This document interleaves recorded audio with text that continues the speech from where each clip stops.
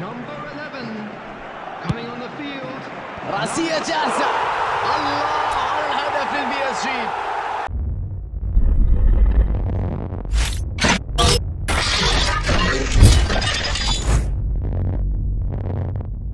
How's it going, guys? Welcome to another video on the channel. I'm Gemini FIFA, and today I'm going to be giving you guys some tips and tricks to score more goals directly from the corner kick. If you're new to the channel and you happen to enjoy the content, do well to like, subscribe and share the video. Without further ado, let's get right into it. Now, there are a couple of things that you need to consider when you're about to take a set piece, specifically a corner kick.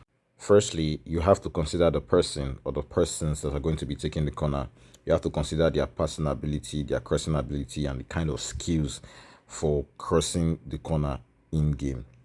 Also, you have to consider the height of the players that you're going to be having inside the box. You're going to be considering their height, their heading accuracy, and other skills such as heading and aerial superiority.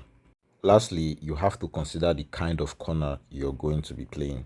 If you are going to be playing it to the far post, if you're going to be playing it to the middle of the box, or if you're going to be playing it to the near post.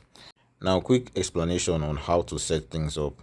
First thing you want to do is go to the in-match role to see the people that are going to be taking your set piece for you. I have Beckham here because he has an accuracy of 97, so he's going to be taking the corner kick from the left wing. And then from the right wing, I have Messi, who has an accuracy of 85. He's going to be taking the corners from the left wing. And the reason I have two different people taking my corners from me is because I prefer an in-swinger as opposed to an out-swinger. And that thing to consider as well are the players that are going to join the attack. So we're just going to put a pin in that and we'll come back to it very soon. As mentioned before, selecting the person that is going to be playing your set piece for you is extremely important. For example, we use Beckham here. Beckham is a cross specialist and also has early crossing as part of his AI playing stats. 99 lofted pass, 99 set piece, and 101 curl. Lofted pass, set piece, and curl are some of the most important stats for players that are going to be crossing the ball very often. Looking at his player skills, he has both weighted pass and pinpoint crossing. Both of them are very important for players that are going to be crossing the ball very often, but even if you have just one of them, it's enough. Now let's take a look at my left foot set piece taker, which is Lionel Messi. Messi has a set piece accuracy of 97 and a curl of 99. As mentioned earlier, both of them are very important when you're crossing the ball. Going to his skill set, we can see that he doesn't have pinpoint crossing, but he does have weighted pass. Weighted pass actually helps with accuracy, so that is also very important when you're crossing the ball. Next thing we're looking at are the players that are going to be inside the box. Typically, you want players that are over 6 foot and have good heading accuracy. Araujo, for example, is 188 cm, which is about 6.5 foot. He has an heading accuracy of 93. Guys, heading accuracy of 93 and jumping of 92. 93 header and 92 jump, coupled with the skill that he has in-game, which is heading and aerial superiority. The combination of everything makes him very good when it comes to heading the ball into the goal. And we see that for someone like Ronaldo is about 187 cm, which is about 6.4 foot. He doesn't seem to have very good heading accuracy. He has a heading accuracy of 79, which doesn't make any sense because this guy has the highest headed goal in football history. Konami just keeps nerfing the GOAT. And for someone who held the world record of the highest jump in football at some point, a jumping of 84 just doesn't make any sense at all.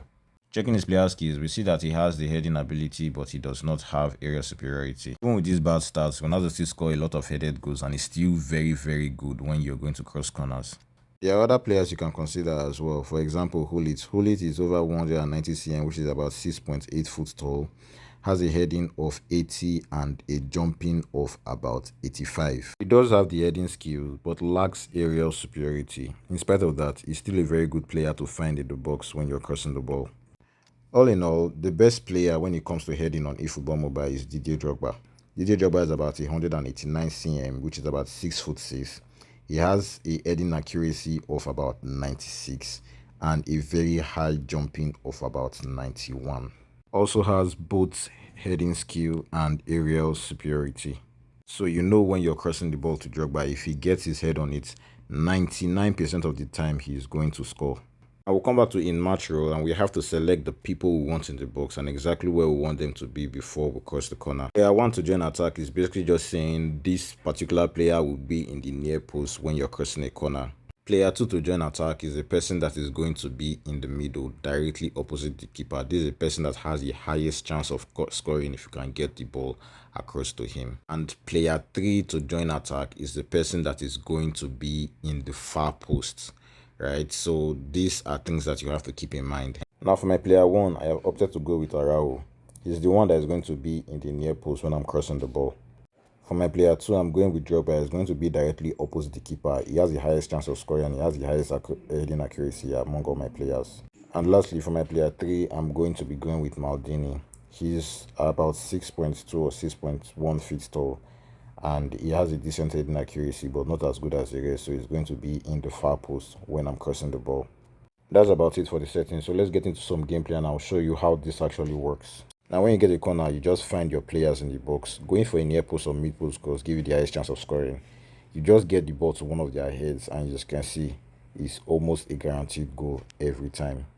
To be very honest, swinging the ball into the middle of the goal, directly in front of the keeper's face, makes it very hard for the keeper to save it.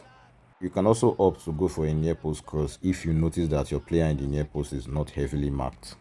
Majority of the time, you win the header. It's a matter of your player's heading ability to actually convert that corner into a goal. Shifting your position to a 45-degree angle gives you a better chance at actually hitting a very good cross. Also, having the weighted pass skill as well massively improves the accuracy of the cross to make sure that it reaches the intended person. It's important to know how to play this set piece because sometimes it could be the difference between a win and a loss. Practice often with these tips and I guarantee it, you'll be scoring more corners than you even thought was possible in no time. Alright guys, that is it for this video today. I hope you enjoyed the video. I hope you learned something. If you did, do well to leave a like, subscribe, share the video, and I'll catch you all on the next one. Peace.